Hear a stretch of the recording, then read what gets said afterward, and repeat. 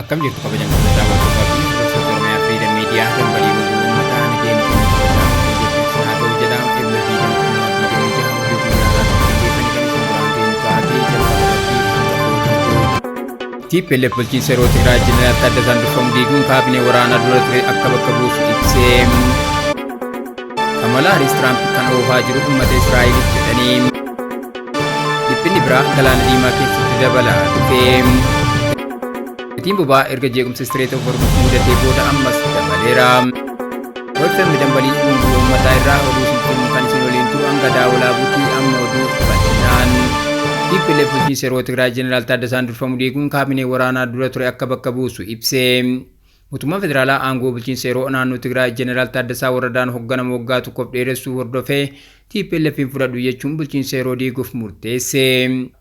Mootummaan federaalaa aangoo bulchiinsa yeroo naannoo Tigraay Jeneraal Taaddasaa Warradaan hoogganamu waggaa tokkoof dheeressuu hordofee TPLFin fudhadhu jechuun bulchiinsa yeroo diiguuf murteesse. Inumaayyuu osoo waraanni kaaba Itoophiyaatti gaggeeffamuu hin eegalin dura filannoo naannichatti gaggeeffameen mootummaa filameen bakka buusuuf murteessuus ibsa baaseen beeksise. TPLF kana kan beeksise walgahii ariifachiisaa koreen jiddu galeessa dhaabichaa eebila 7/8/2026 magaalaa Aksuumitti taa'een yoo ta'u, mootummaan federaalaa aangoo bulchiinsa yeroo dheeressuunsaa seeraan ala akka ta'ee fi waliigaltee Pirootoriyaa cabsuus ibse. TPLF mootummaan Itoophiyaa obsaa fi fedhii uummanni Tigraay nagaaf qabu akka dadhabinaatti fudhateera kan jedhe waliigaltee Pirootoriyaa immoo fedhii isaa naannoo Tigraay irratti fe'uuf itti fayyadameera jechuun erga waliigaltichi mallattaa'ee as tarkaanfiiwwan mootummaan federaalaa fudhatu dubbii kana hammeessu ta'uu ibse. TPLF bulchiinsa yeroo diiguun mootummaa filannoo bara 2020 naannichatti gaggeeffameen filame jedheen bakka buusuuf akka murteessu kan taasise keessaa tokko waa'ee humnoota daangaa naannichaa qabatanii jiru jedhuuti. Mootummaan federaalaa akkaataa waliigaltee Pirootoriyaa humnoota kana daangaa Tigraay keessaa baasurraa akka isaan humna jabeeffatanii uummata Tigraay dararaniif haala mijeesseera jechuun himata. Mootummaan Itoophiyaa waliigaltee Pirootoriyaa akka golgaatti fayyadamuun caasaawwanii fi dhaabbilee Tigraay turan diiguuf akka dhimma itti bahaa jirus addeessee himata. Gama biraatiin ammoo mootummaan federaalaa humna waraanaa gara Tigraayitti bobbaasuun irra deebiin waraanni akka kawwachuun nageenyaa fi jireenya uummata naannichaa balaarra buusuuf jechuun himata. Pireezidaantiin duraanii bulchiinsa yeroo Tigraay kan ta'anii fi amma gorsaa muummee ministeeraa Dr. Abiy Ahmed kan ta'an obbo Geetaachoo Raddaa murteen koreen jiddu galeessaa TPLF bulchiinsa yeroo naannichaa diiguuf fudhate tarkaanfii balaafamaa jechuun ibsanii. Mootummaan Jeneraal Taaddasaa Warradaa pireezidaantii bulchiinsa yeroo naannoo ta'anii akka itti fufan gochuusaa TPLF ifatti kufaa gochuunsaa waliigaltee Pirootoriyaa ifatti diiguusaa kan agarsiisudha jechuun TPLF naannicha gara rakkoo walxaxaatti geessaa akka jiru ibsanii. Murteen koree jiddu galeessaa TPLF fudhate naannicha waraana biraatti kan geessu ta'uu kan akeekan obbo Geetaachoon garuu uummanni Tigraay waraana biraatti seenuuf qophii miti jedhaniiru. TPLF ofii isaatiin waliigaltee Pirootoriyaa keessaa bahuusaa fi bulchiinsa yeroo waraanaa booda hundaa'ee diiguuf murteessuusaa waraanni deebii akka eegaluuf tuttuqaa kaasuuf akka ta'e kan namatti agarsiisudha jechuun hawaasni idil addunyaa tarkaanfii TPLF fudhataa jiru akka quba qabaatu waamicha godhan obbo Geetaachoo Raddaan. TPLF gama isaatiin mootummaan federaalaa aangoo bulchiinsa Jeneraal Taaddasaa waggaa tokkoof dheeressuunsaa seera qabeessa akka hin taane ibsuun bulchiinsa yeroo akka diigu ibseera.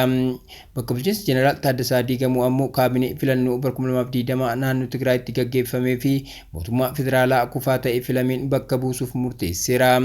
TPLF ibsa eebila 19 baaseen filannoo waraanaa dura naannichatti gaggeeffameen namoonni miliyoona 2.8 sagalee kennuun mootummaa isaaniif ta'u filachuu isaanii ibse. Kamala Haaris Tiraampiin kan oofaa jiru uummata Israa'el jedhanii. Ittaantuun pireezidaantii Ameerikaa duraanii Kamala Haaris imaammata dhimma alaa fi walitti bu'iinsa Iraanii waliin uumame irratti pireezidaantii Doonaald Tiraamp cimsanii qeeqaniiru. Ittaantuun pireezidaantii Ameerikaa duraanii Kamala Haaris imaammata dhimma alaa fi walitti bu'iinsa Iraan waliin uumame irratti pireezidaantii Doonaald Tiraamp cimsanii qeeqaniiru. Haaris qeeqa kana kan dhiyeessan sagantaa maallaqa walitti qabu paartii Dimookiraatotaa Deetroit Michigan keessatti gaggeeffame irratti. Haasaa isaanii keessatti pireezidaant Tiraamp karoora tarsimoo mataa isaaniitiin osoo hin taane dhiibbaa ministeera muummee Israa'el Beniyaamin Netanyaahuu irraa kan ka'een harkifamaniiru jedhanii. Itti dabaluudhaan waraanni kun dantaa uummata Ameerikaa akka hin taanee fi waraana biyyattii balaa hin barbaachifneef saaxilee jira jedhanii. Kamala Haaris bulchiinsa Tiraamp malaamaltummaa fi ga'umsa hin qabne jechuun ija jabinaan pireezidaantii xiyyeeffannoo uummataa falmii siyaasaa jijjimoo biyya keessaa kanneen akka faayila Epstein irraa garagalchuuf tarkaanfii waraanaa fudhataa jiru jechuun ija jabinaan dubbataniiru. xiinxaltoonni siyaasaa Haasaan Haaris Tiraamp hariiroo michoota idil addunyaa waliin qaban tuffachuu fi seera idil addunyaa cabsuu agarsiisa jedhanii dhimmi kun yeroo filannootti dhiibbaa guddaa qabaachuu akka danda'u tilmaamaniiru.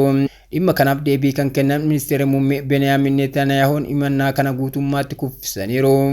Muummichi ministeeraa deebii kennaniin hariiroon biyyoota lamaanii dantaa waliinii irratti kan hundaa'e ta'uu kan agarsiisan eenyullee pirezidaanti Tiraamp ajajuu yookiin dhiibuu hin danda'u jechuun deebii kennaniiru. Waldhabdeen baha jiddu galeessaa fi filannoo walakkeessa Ameerikaa gurraandhala keessa gaggeeffamutti dhiyaataa waan jiruuf waraanni dubbii gama lameenii jidduu jiru xiyyeeffannoo addunyaa hawwateera. Odeessa ibaatiin USA'tti abbaan ijoollee isaa 7 fi daa'ima biraa tokko ajjeese. Ameerikaa bulchiinsa Luwiziyaanaa magaalaa Shireport jedhamtutti namtichi tokko dhukaasa jumlaa raawwachuun ijoollee isaa 7 fi daa'ima fira hin taane biraa tokko ajjeesuun booda poolisiin hokkora mana keessaati jedhe. Ijoolleen ajjeefaman kunneen kan waggaa tokko hanga 14 keessa jiran ta'uu CBS gabaase. Akka poolisiin jedhutti dhukaasni kun dilbata galgala sa'aatii 11tti jalqabe. Shakkamaan iddoo yakki raawwatetti konkolaataa hatamiin baqachuun dura namoota 10 ajjeese jedha dubbi himaa poolisii Shreveport Chris Brandon.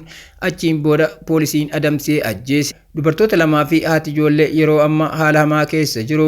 Shakkamaan kun Shamar Elkens kan jedhamu ta'uu Daayireektarri Kominikeeshinii magaalaa Shreveport Leeshin Evans himaniiru. Poolisiin daa'ima 8ffaa fira isaa hin taane ajjeesuun dura shakkamaan kun dubartii tokko ajjeese jedhe. Miidhamtoota keessaa tokko mana naannoo sana jirutti fiidee poolisii kan waamte yoo ta'u daa'imni 9ffaa baatirraa utaaltee hospitaala jirti. Gochi kun maatii hawaasaa fi poolisii miidheera kanaaf maatii kana wajjin gaddina jedhe. Haleellaa miilanaa kun bara 2024 as kan ajjechaan guddaan irratti mul'ate ta'uu dhaabbanni haleellaa gosa kanaa galmeessu Gun Violence Archive himeera. Dhaabbanni kun haleellaa jumlaa yeroo namoonni 4 ol al takkatti ajjeefamanii fi warra du'an keessa ajjeesaan keessa hin jirre jechuun hiika. Poolisiin sa'aatii 12 yeroo mana namaa kana dhaqqabutti ijoollee ajjeefaman argachuu hime. Ijoolleen ajjeefaman kun waggaa 18 gadi kan jedhe hoggana poolisiin poolisiin akka jedhutti shakkamaan kun adamsamee magaalaa ollaa Boshir Parish jedhamtu keessatti itti dhukaafamee amma du'eera. Waajjirri poolisii magaalaa Shreveport hawaasa maraaf ergaa gaddaa dabarseera. Hogganaan poolisii magaalattii Wayne Smith haalli akkasii akkamiin mudachuu akka danda'u sammuu namaa oli jedhe. Dabaluunis sababa ajjechaa akkasii kana baruuf kutannoon hojjetaa jirra jedheera. Manni maree magaalattii keessatti haleellaa mana keessatti raawwatu parsantaa 30 ni ta'a jedha. Dhiphinni biraa galaana diimaa keessatti dabalaa dhufe. Somaaliyaa keessatti waldhabdeen siyaasaa dabalaa dhufu USA fi Israa'el waliin waldhabdeen dippiloomaasii guddataa dhufuu jidduutti galaana diimaa fi galuu galaana Aden keessatti balaan nageenya galaanaa cimaan mul'ateera. Somaaliyaa keessatti waldhabdeen siyaasaa dabalaa dhufuu USA fi Israa'el waliin waldhabdeen dippiloomaasii guddataa dhufuu jidduutti galaana diimaa fi galuu galaana Aden keessatti balaan nageenya galaanaa cimaan mul'ateera. Biyyattiin abbaa biyyummaa isii eeguuf tarkaanfii galaana diimaa cufuuf fudhachuu akka dandeessu gabaasaaleen bahaa jiru. Haala kanaan humnoonni mootummaa kan aadaan biyyattii keessatti wal mormanii fi Al-Shabaab daangaa galaanaa fi dhimma abbaa biyyummaa irratti ijjennoo wal fakkaataa fudhachuun isaanii balaa nageenyaa haaraa uumeera. Gareen hidhattootaa kun waliigaltee lafa galaanaa Somaaliyaa humnoota alaaf dabarsee kennu kamiyyuu cimsee akka mormu akeekkachiise. Kana malees walitti dhufeenyi hidhattoota Somaaliyaa fi finciltoota Huutii Yemen jidduu jiru guddataa dhufuun balaa nageenyaa naannichaa guddaa ta'aa jira. Walta'iinsi galaana irratti kun yoo cime wal jijjiirraa odeeffannoo fi teekinooloojii to'annaa doonii fi tumsa loojistiikii dabaluudhaan naannicha gara naannoo waraanaatti jijjiiruu danda'a. Ogeeyyiin Somaaliyaan qarqara galaana dheeraa galuu galaana Adenii fi galaana Hindii irratti qabdu doonii daldala gara galaana diimaa seenuu jeequuf dandeettii tarsiimoo guddaa qabdi jedhu. Kunis doonii daldalaa irratti haleellaa uggura yookiin doonii gara Iliyaatti deeman irratti fiduu danda'a akkasumas Ameerikaa waliin kallattii waldhabdee galaanaa uumamuu danda'a. Gama biraatiin Israa'el Somaalilaandiif beekamtii kennuun isii tokkummaa abbaa biyyummaa Somaaliyaa irratti dhiibbaa dabalataa kan uume yoo ta'u kunis waldhabdee siyaasaaf nageenya naannichaa keessatti uumamuuf gumaacha taasisaa jira. Haalli kun yoo dhugoome dhangala'aa daldala addunyaa irratti dhiibbaa guddaa geessisuu akka malu ogeeyyiin akeekkachiisu. Keessumaa madaalliin aangoo kanarraa kan ka'e dhimmicha marii dippiloomaasii irraa gara waldhabdee waraanaa hamaatti jijjiiruu danda'a. Deebiin ofiisaa Ameerikaa fi Israa'el irraa kennamuu baatu sochii waraanaa naannicha keessatti of eeggannoo guddaan hordofamaa akka jiru ni beekama. Gatiin boba'aa addunyaa dilbata halkan dhibbantaa jahan dabaleera. Kunis dhuma torbee darbee Iraaniif Ameerikaa jidduutti wal dhabdee bifa haarawaan ka'uu hordofeeti. Gatiin boba'aa addunyaa dilbata halkan dhibbantaa jahan dabaleera. Kunis dhuma torbee darbee Iraaniif Ameerikaa jidduutti wal dhabdee bifa haarawaan ka'uu hordofeeti. Boba'aan Birentii kan sadarkaa idil addunyaatti doolaara 95.42tti kan ol guddate yoo ta'u, Ameerikaatti ammoo gara 89.77tti ol guddateera. Pireezidaantiin Ameerikaa Doonaald Tiraamp dilbata kaleessaa akka jedhanitti waraanni Ameerikaa taankarii Iraan galaana Oomaan keessatti uggura humna galaanaa Ameerikaa cabsuuf yaalte to'annaa jala oolche. Kunis erga waraanni waxabajjii 21 jalqabee dooniin tokko qabamte dhukaasa irratti banamte isa jalqabaate.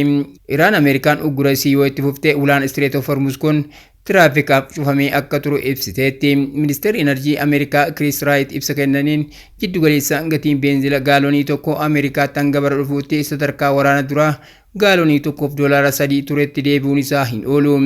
Gatiin beenzilaa gaaloonii tokko Ameerikaatti yeroo ammaa doolaara 4.5 yoo ta'u, bara kana sadarkaa olaanaa doolaara 4.16 ture irraa xiqqoo gadi bu'eera. Dhiyeessiin boba'aa addaan cituun Itoophiyaa dabalatee torbeewwan darban keessa dhiibbaan dinagdee uumeera. Kunis sochii irratti uggura akka kaa'amu taasise. Gama biraatiin Paakistaan marii marsaa lammataa waraana Ameerikaaf Iraan jidduu jiru xumuruuf kaayeffate keessummeessuuf qophaa'aa akka jirtu himamaa jira. Marii marsaa jalqabaa Islaambaad keessatti gaggeeffamaa jiru irraa adda ta'e mariin ammaa kun hanga mariisistoonni waliigaltee yeroo mallatteessanii fi bu'aa qabeessa ta'een dhukaasa dhaabuu dheeressuuf guyyoota hedduu kan turu ta'a jedhamee eegama. Yoo waliigalteen irra ga'ame mariisistoonni waliigaltee nagaa dhaabbata irra ga'uuf hanga guyyoota 60 ni qabaatu. Garuu waliigalteen kun hirmaannaa Iraan irratti hundaa'a. Iraan hanga wiixata ganamaatti mariisistoota gara Islaambaaditti akka ergitu hin mirkaneessine.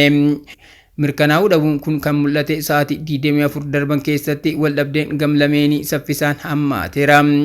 Waldhabdeen uumamus Paakistaan marii waraana torban 8 turu xumuruuf waliigaltee ragaa jettee abdattuuf qophaa'uu irratti bobbaate. Hoteelli Mariyoot Islaambaad keessa jiru keessummoonni hanga dilbata waaree boodaatti akka bahan gaafateera. Hoteelli Serinaa kan maayilii muraasa fagaatee fi bakka marii marsaa jalqabaa torban tokko dura itti gaggeeffame ajaja wal fakkaatu baasee keessummoota haaraa fudhachuu dhaabe. Magaalattii zoonii diimaa eegumsi cimaan itti godhame marfamee jira. Naannoon kun mana maree biyyaalessaa imbaasiiwwan biyyoota alaa fi hoteelota urjii 5 dabalatee gamoolee mootummaa ijoo kan qabudha. Poolisoonni dabalataa fi hojjettoonni balaa tasaa kumaatamaan lakkaa'aman guutuu biyyattii irraa bobbaafamaniiru. Barreessaa olaanaan dhaabbata mootummoota gamtoomanii Antooniyoo Guuteres hawaasni addunyaa Paakistaanii fi qaamolee nagaa eegsisan biroo nagaa buusuuf tattaaffii taasisaa jiran akka deeggaran irra deddeebiin gaafataniiru. Kabajamtoota daawwattoota keenya, taasisaa kana namoota hedduu bira ga'uuf feesbuukii keenya foloo fi akkasumas